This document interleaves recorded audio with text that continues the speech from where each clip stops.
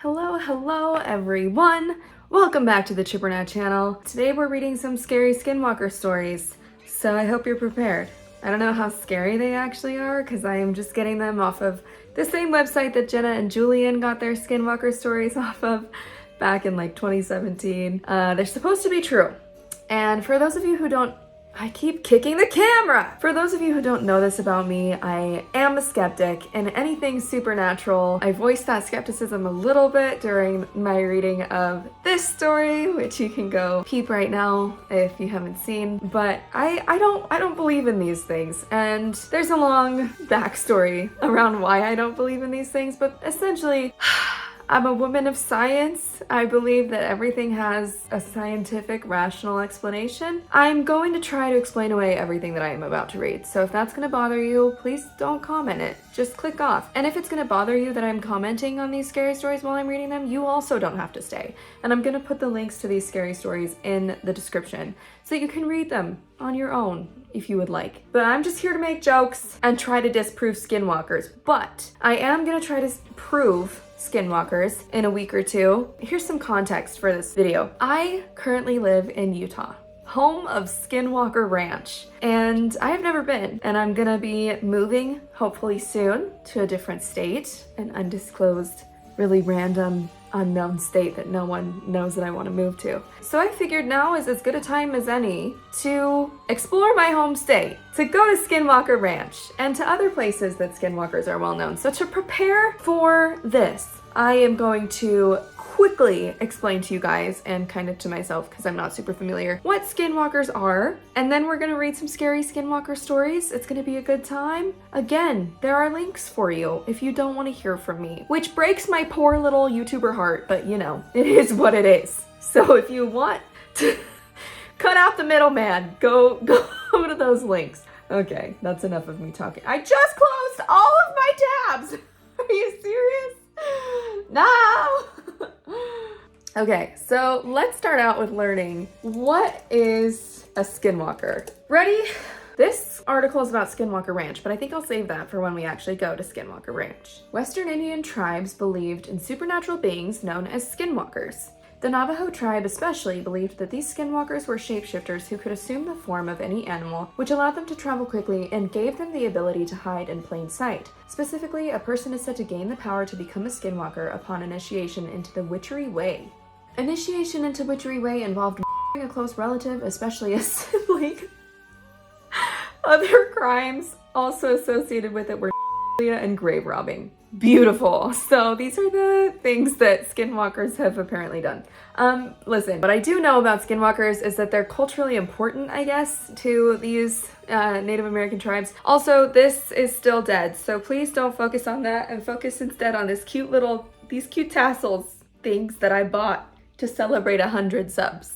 Thank y'all for being here. Anyways, I know that these are like culturally important and significant to the Native American people that believe in them, so I'm not trying to offend anyone. Please don't be mad at me. I just don't believe in it. So we are on the website Darkness Prevails, and we are reading a story from C. Philly 100 from May of 2022 is going to be our first story. I haven't really previewed these stories very much. I kind of just gave them a quick look through to see if they were long enough and if they looked good enough. So that's basically it. So we're in this together for whatever kind of ride this turns out to be. So let's jump into it. So this had to have been back in 2009 or 2010.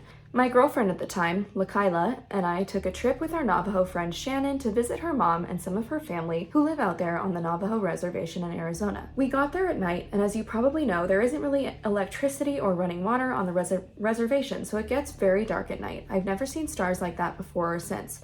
It felt like we were in a real-life planetarium. Well, planetariums are real. That sky was just so insanely beautiful. We arrived at Shannon's friend Louise's hogan. What is a hogan? And went inside. I noticed that the floor was earthen and there was only a dim light cast from some kerosene lanterns. I had never been inside a traditional Navajo hogan before, so this was all very new and interesting to me. Lakaila had to use the restroom. Louise told us that she could use the outhouse, but that they had seen some mountain lion tracks around there recently. So Louise handed me a .45 revolver and some rounds to load it with.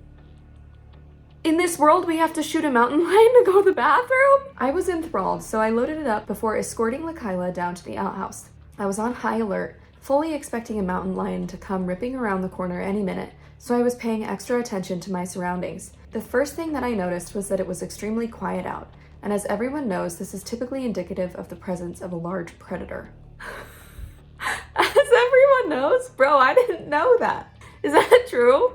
I'm gonna fact check it right now. And if it's true, that's cool, I didn't know that. And if it's not, you lying piece of shit. If this story is fictional, that's a very good way to set up, whoever is narrating is on high alert. Oh, just in case, there's a mountain lion, be careful. And the person's like, oh my God, I need to be so careful. And then they're really paying attention when the skinwalker shows up. I also thought I saw something moving through the brush, but it was so dark I couldn't really tell if it was just my eyes playing tricks on me. The other thing I noticed was the distinct odor in the air. It smelled like rotten trash mixed with fecal matter, but I thought maybe that was just because I was standing next to the outhouse. Cool. Lakaila had finished up inside, so we started making our way back to the Hogan. Something ran in front of us, and I raised the revolver but didn't shoot. Well, then why do you have it? That's the amount of time that you have to react in a situation wherein a mountain lion is gonna come get you for going to the outhouse, bro. I couldn't be sure if it was a mountain lion or just some stray res dog. It's a skinwalker. We got back to the Hogan and I unloaded the revolver and put it back on the shelf where Louise had gotten it from. We appreciate some good gun safety. Good job. Louise had her kids there and it was a small living space to boot. Plus she didn't feel comfortable with us staying there for the mere fact that she didn't really know us and she had her kids there. So we still had to get to Shannon's mom's house. And I should mention that Shannon's mom is Hopi and lives on the Hopi side of the fence. No love lost there between the Hopi and Navajo, as they have been enemies for as long as the two tribes have lived in that area. Getting around the reservation can be difficult in the daytime. Directions include such verbiage as take a right at the old red tire and when you get to a fork in the road, take it. How do you take a fork in the road? You just fucking go down the middle? The Navajo Nation is 27,000 square miles of dirt rows and dry wash arroyos, and it was nighttime. It's very easy to get lost out there as there's just enough shrubbery and topographical relief to make it impossible to see too far in any direction. We had Shannon there with us, but even she was having a tough time finding the road out to Hopi. Okay, it's 2010, so there were GPSs, right? Before phones. The road was fairly well boxed in on either side with pinyon trees and juniper bushes, but I swear, something ran out of the brush and slapped the car with a considerable amount of force. Slapped the car. I was the one driving, so I hit the brakes thinking maybe someone needed our help. Shannon got very scared and told me to keep driving. I could see something in the brake lights. It looked like a person, only they appeared to be crouched over at a somewhat weird angle, and it looked like they were wearing some kind of animal pelt or something. Well, it would make sense if they were crouched at a weird angle after slapping into your car. The other thing that stood out to me were the two white eyes that were reflecting the light with a reddish glow. I hit the gas and peeled out of there, fishtailing in the loose gravel. I could see that thing running behind the car and it was gaining on us. It ran up behind us before leaping into the air. It landed in front of the car, only it wasn't a person anymore, but a mountain lion standing upright like a person, with regular human-looking legs and two strong masculine arms with black and red markings like stripes on them. I'm calling bullshit. I'm sorry, I'm calling bullshit. Its chest and torso were quite muscular and also looked like a human bodybuilder, with rippling abs. I'm sorry. I don't know why that's so funny to me. With rippling abs and more obscure markings, though it had the overall tawny color of a mountain lion and the head of one too. It was leering at us with those ethereal white eyes, and it had these long, sharp canines hanging out of its mouth, which was twisted into an evil grin, if that makes sense. I'm surprised that the only part of this that they've said, if that makes sense, about is the evil grin. They describe this huge, monstrous, supernatural, never before seen creature, and then they go, by the way, it was grinning evilly, if that checks out. That's an interesting choice. It also had a long tail that was swishing back and forth as it swayed from side to side. Shannon screamed, and I threw the car into reverse, almost swerving off the road before pulling a maneuver that I learned in park ranger training, wherein you pop it into neutral and crank the wheel to spin around. You've probably seen someone do it in a movie before. It's not that hard, but it's a good one to know if you ever need to back out of somewhere quickly. Cool. You learn something new every day. We went skidding back down the road, and when I looked in the rear view, I could no longer see the creature behind us. We finally got back to the Highway 160 that leads out to Tuba City. I saw another story on here about Tuba City. Tuba City, watch out. Your name is very fun, but you have skinwalkers with rippling abs. You are in danger. I took a left onto the highway, and to my horror, I saw that thing running alongside us, looking directly at me the whole time. Now it looked like a man again, wearing a mountain lion skin and running at an incredibly fast rate. Now that we were back on a paved road, albeit one that was full of potholes and rocks, I was able to pick up enough speed that the creature finally started to fall behind, but not before running up right alongside us and slapping the car again. What does that mean? Is it running into the car physically? Is it actually slapping the car like a used car salesman? What am I trying to picture here? This time causing us to almost crash into a ditch that ran parallel to the road there. It also made a loud hissing sound that we could hear over the sound of the road, even though the windows were rolled up. That sound truly put the fear of God in me. It hissed again before running off into the desert night from whence it had come. We finally made it out to Tuba City, and I don't think I slowed down once that entire time. We stopped for gas really fast before driving out to Hopi the long way. When we eventually got to her mom's house, Shannon told her what had happened, speaking in hushed tones and visibly uncomfortable at having to recount the details that horrendous. LaKayla and I weren't even really sure what had happened, but we were super spooked to be sure. Shannon's mom burnt some sage and said a prayer in Hopi, but I don't think anyone slept a wink that night. Skinwalker / mountain lion man, let's never meet again. Huh. Well, that was an interesting story. Cool. Yeah, I don't know about that one. I don't know about that, you guys. I feel like there wasn't quite enough panic in that story for it to be a real story. Like, she looked pretty uncomfortable at having to talk about it, and it's like, she was just uncomfortable. I've been in situations much less scary than that proposed real scenario, and I have been much more shaken. And it's not because I'm a pussy. Let's be clear. Next, I'm a recently turned 16-year-old living in Oklahoma, and I believe there's a skinwalker stalking the women of my family. Wow, what a rolling start. All of these events started when I was walking up to my boyfriend's house at about 12 in the morning.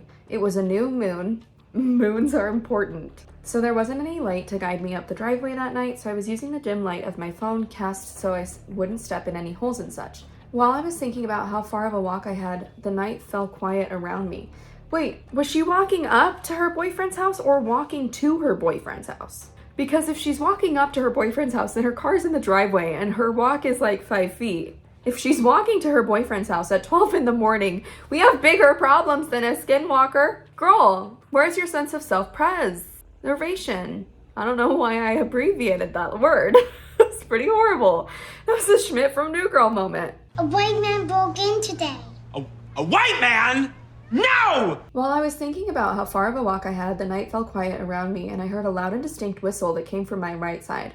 I don't like that. I'm gonna put it out there. I quickly shone my light in the general direction when I saw it, a tall, thin figure with glowing green/yellow eyes reflecting the light back at me. Quickly turning in the other direction, I sprinted to my boyfriend's house, threw up the window, and jumped in without a second thought. Heather's moment. Also, why were you thinking about how long the walk was?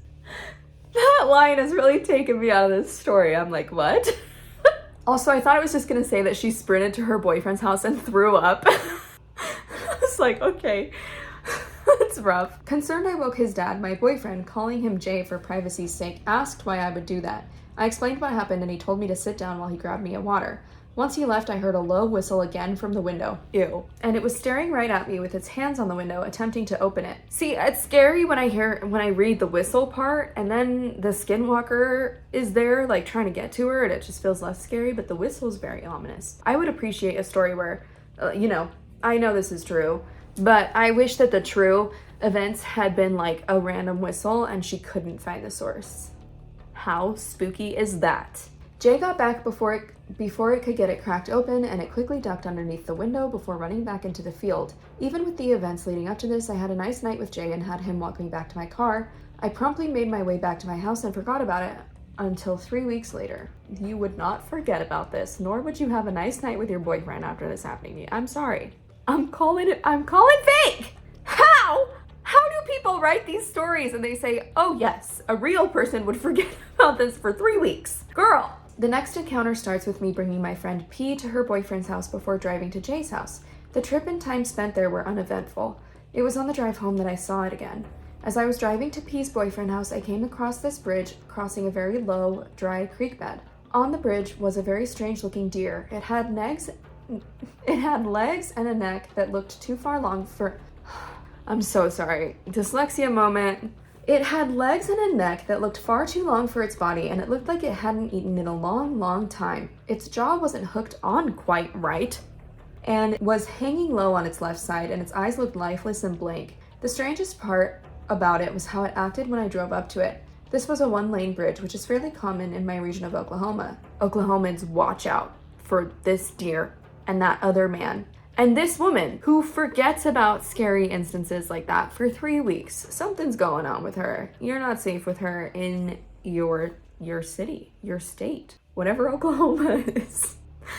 So I couldn't go around it without hitting the railing on the side. I turned my brights off and stopped for a second, trying to give it time to walk off the bridge on the opposite side. In reaction to this, it just stood there and looked at my car. I just sat there, thinking about how strange this poor creature looked until I saw it took 2 wobbly steps toward my car. Seeing this, I honked the horn, hoping it would move away, and to my surprise, it jumped over the railing and down about 11 feet to the dry creek bed, falling and breaking what looked to be both of its front limbs, and what it did next horrified me. I think that would break the deer's whole body. Sign off in the comments if you're a deer expert. Tell me if you agree. It stood up on its back 2 legs and shuffled out into the shadows. Literally how? I slammed on the gas and drove 90 down back I slammed on the gas and drove 90 down back roads until I made it to P's boyfriend's house. I picked her up and we started driving home. When on the way, I told her about both encounters that happened prior. She was deeply unsettled and we drove home in silence. For the next couple weeks of me driving to Jay's house in the night, I caught glimpses of that same deer here and there on sides of the highway where it stared me down the whole time I drove past. It hasn't done anything crazy during those times until what happened tonight. Okay, the timeline's all over the place. This is wonky. It's notable to mention that yesterday I talked to my mother about what had been happening, and she said she has been encountering the same creature since she had turned 15, and it had been doing the same things to her as it has to me. Huh. I asked her if she had any recent encounters, and she replied, no, they all stopped around the time you turned 15. That sentence sent shivers down my spine.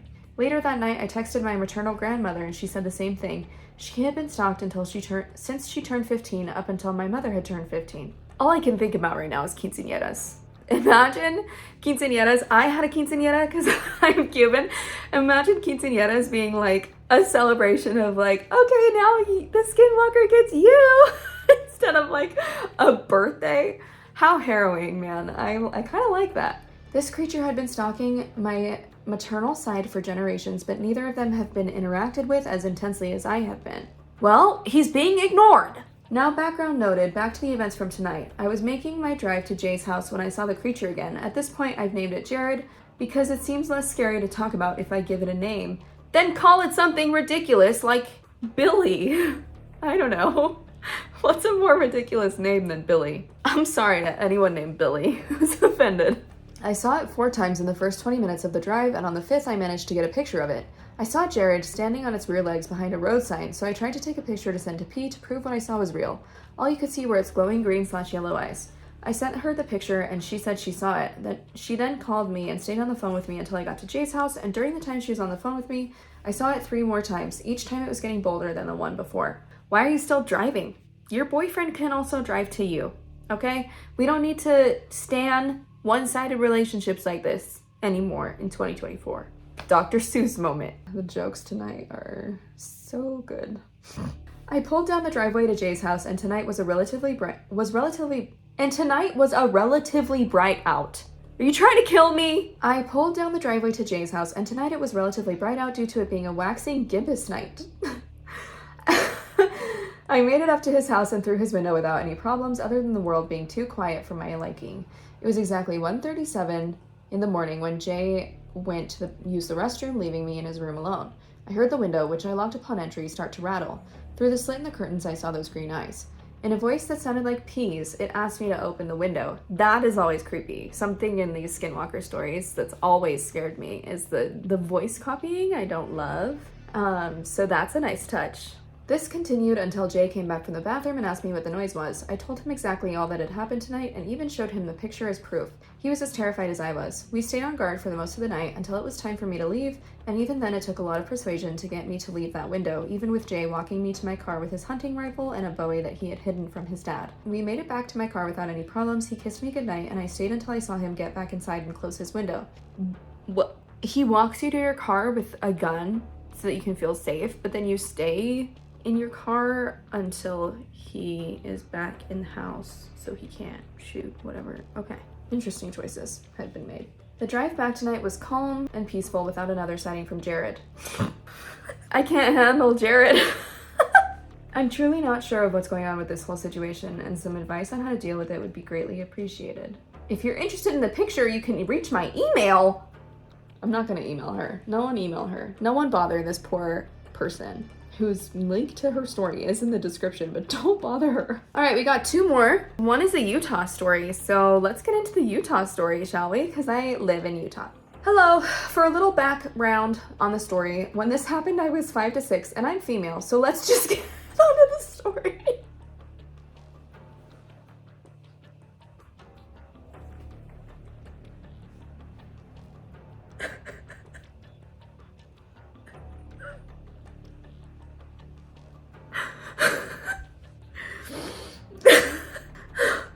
So when I was younger, my family went camping. And I noticed throughout the day, I would hear my mom call my name. Of course, this is after she called my name once. At first, it kind of sounds like a radio. Well, of course, a broken radio. But after a while, it sounded more like her. I would go get her and ask what she wanted, but she wasn't calling me. It got to the point where in the middle of the night, I woke up and I heard her outside of the tent. Why are you not sleeping in the tent with your mom as a 5 to 6-year-old child, as we established? Oh my God. It sounded exactly like her, so I was about to get up. Then I looked beside me, just in case, and strangely, she was there, fast asleep. Okay, I see. I'm stupid. I'm sorry. I assumed things. My child, so apparent, realized at the moment, but that was not human. My child? Am I my child? Is she saying my child like she's talking to me? She was there fast asleep, my child. So apparent, I realized at that moment, but that was not human. What a time to read. And I hadn't realized that. I had only realized it was danger. So this one's short, you guys. Bear with me. I wonder if this person's Mormon. So I grabbed my dad's pocket and I figured out how to open it and sat there for hours on end, just hearing heavy breathing out the side of the tent. You can always count on a Utah dad to have a pocket knife. If I go upstairs right now and I ask my dad, he has a pocket knife. But then it screamed. That's when I knew it wasn't human. It sounded like a dog, but still somehow like a distressed human. And then at the same time, it sounded like an old radio show. I went silent and I looked around and I heard footsteps running from the tent. After a few hours, I finally fell asleep, but I didn't want to, of course. Of course. In the morning, we can get up, finding these human footprints, but only me and my cousin followed them, and they slowly seemed to turn into dog paw prints. Later that day, we should get to go to a pool, but there were still woods around the pool, so I was about to get in the pool.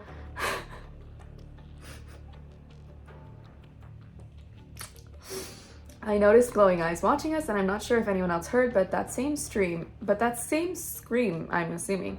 I panicked. Of course, I didn't tell anyone. Now I know, or at least think, it was Skinwalker. With the same Skinwalker, I have more encounters. This thing just hasn't left me alone. That's all. I'm planning on sharing my other more recent encounters later. This person's a queen of boundaries. They were like, I'm 5 to 6 in this story and I'm female and let's get on with it. And that's all for now, and I will tell you more later. All right, well, that was quite a time to read. Let's finish off with a banger of a story, okay? I don't actually know if it's a banger, but it says Soviet Onion. It's the username, so that's a good sign. I want to start out this story by saying that I have seen this possible skinwalker many times and have asked many people in my area about it. I live less than a mile away from an Indian reservation and have talked with the locals briefly about what we might be seeing. This story also has some violence towards animals. I've seen the movie Prey, so I think I'm good. I do love animals though, and that makes me sad. Viewer discretion advised, I guess. Anything too bad will be bleeped. How about that? I live in a town near Phoenix, Arizona. It is small, but there is many mountainous areas right by my house. I have lived there about 1.5 years, and I've heard many people mention that a coyote likes to dig through garbage cans, eat out of the local McDonald's dumpsters, walk through the drain pipes, and supposedly lives in a small park nearby. Walk through the drain pipes? Are they big? Also, I was thinking of moving to Arizona for a minute there, but then I got scared because people were like, check your backyard for coyotes every night before you let out your dogs. And I was like, I can't live in Florida because the toads will kill my dogs with their lung-destroying poison, and I can't live in Arizona because there are always coyotes. The world's dangerous, you guys. Sorry. It was, that got dark. At first, I thought it was really cool to live so close to wildlife like this, since I thought we would only see rabbits and the occasional scorpion. One night, I was taking a walk by myself around said park. I had brought a flashlight to watch for scorpions on the sidewalk when I heard someone whisper my name. Is that a common Arizona hobby? Scorpion spotlighting? Scorpion watching? One time my best friend's brother lit a scorpion on fire in their basement on carpet. And then I became friends with her a couple years later, and she was like, oh yeah, that's where my brother lit the carpet on fire because he saw a scorpion. Anyway, I whipped around and looked all over the place, but I was the only one in the park. It freaked me out. I started to walk faster, thinking someone might have been following me. I then felt a very cold breeze wash over my skin. I ignored it, thinking it was just the breeze that comes off the mountains occasionally. That's when I saw the coyote everyone talked about. It was standing on its back legs, digging through one of the public trash cans. I froze. Not only was this the first time I was near a coyote that wasn't in the zoo, but the fur on its back looked like it had gotten in a fight with a larger predator. Patches were missing and covered in what looked like dried blood. Figuring if the coyote had won a battle with whatever it come up against. That was tough to read. I slowly backed away and started running home. I didn't see it until a month later. That is always a good move when you come across a predator, is to just turn and run as fast as you can. That will keep you safe. My neighbor has an outdoor cat named Marty. I am done reading this story. I'm not here to see any cats being murdered. So if you would like to read this story, I will put the link in the description. This video is already getting long. I'm sorry to cut off the story like that, but I'm drawing the line at cats being, you know, whatever happens to that poor cat. Bad things happen to the cat in Pen Pals, in Creepcast, and I was sad about it. And that's enough cat tragedy that I can afford for the year. If you enjoyed this video, please don't forget to like it, subscribe. I would love to have you guys here. I have so many new people here, so thank you for being here. Thank you for watching. Your support means everything in the world to me. As a small YouTuber, every single person is a huge celebration, seriously. So I appreciate you guys. If you would like to join my Patreon, we do some fun things over there. I appreciate y'all, and I will see you on the flippity flip for a skinwalker hunt sometime soon.